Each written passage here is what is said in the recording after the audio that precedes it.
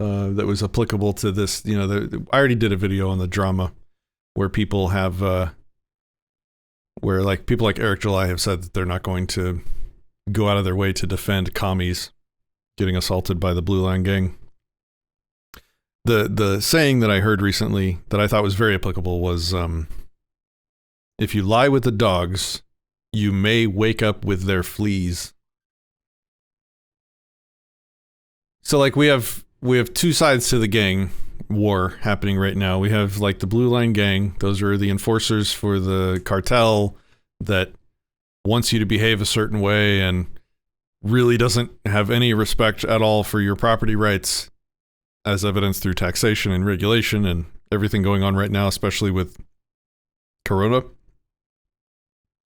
And then on the other side, we have enforcers that are semi-organized called Antifa, and they are fighting the Blue Line Gang. It's like the Red Line Gang fighting the Blue Line Gang right now, and the other gang has no respect for your property and doesn't care if they hurt innocent, peaceful people in progress in the course of their action.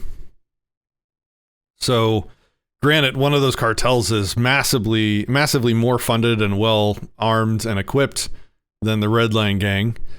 Granted, the Blue Line Gang cartel is certainly an enemy of freedom and the good, as well as the politicians that they defend and enforce for.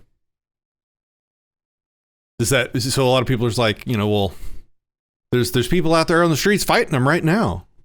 And it's like, yeah, if you want to go and if that's really how you think you can make effective change, by going out and toe-to-toeing with really well-armed and equipped and supplied police, I mean, I'm not going to tell you not to, because, you know, it's a gang and they're my enemies in a lot of ways as well.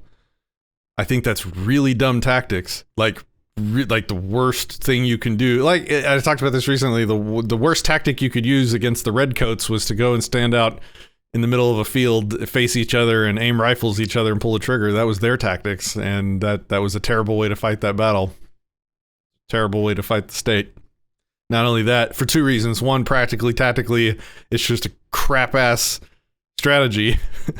You're going to lose. But from an optics point of view, turning a lot of people against you, you're turning a lot of people towards supporting the police. You're working against yourself in that way. And then the people will go out and this was a story I didn't actually cover as like a full story for the show today, but they destroyed a Starbucks and set it on fire.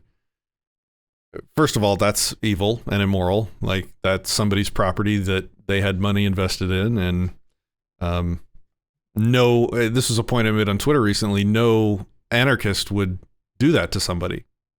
You are de facto making yourself that person's ruler when you destroy their property. But in this particular case, the Starbucks was actually in a building that was a residential building. And so when they lit the Starbucks up, they burned a lot of people out of that building, out of their homes. And so these inconsistent, squeaky wheel ass idiot lefties on Twitter complaining about libertarians not coming to the defense of these people and wanting us to go and stand next to them while they resist the Blue Line Gang. That is just a stupid thing to ask for. Like, let's assume, right, that like Patrick goes out there and stands next to these to the Antifa types fighting the Blue Line Gang, and then the next day, while I'm not there, Antifa goes and burns somebody's home down and leaves people without a roof over their head.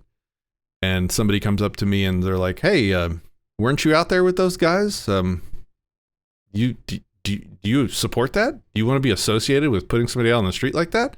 That's a terrible thing to do." And I would have to explain over and over for the rest of my entire life, no, I was just there for one of the gangs.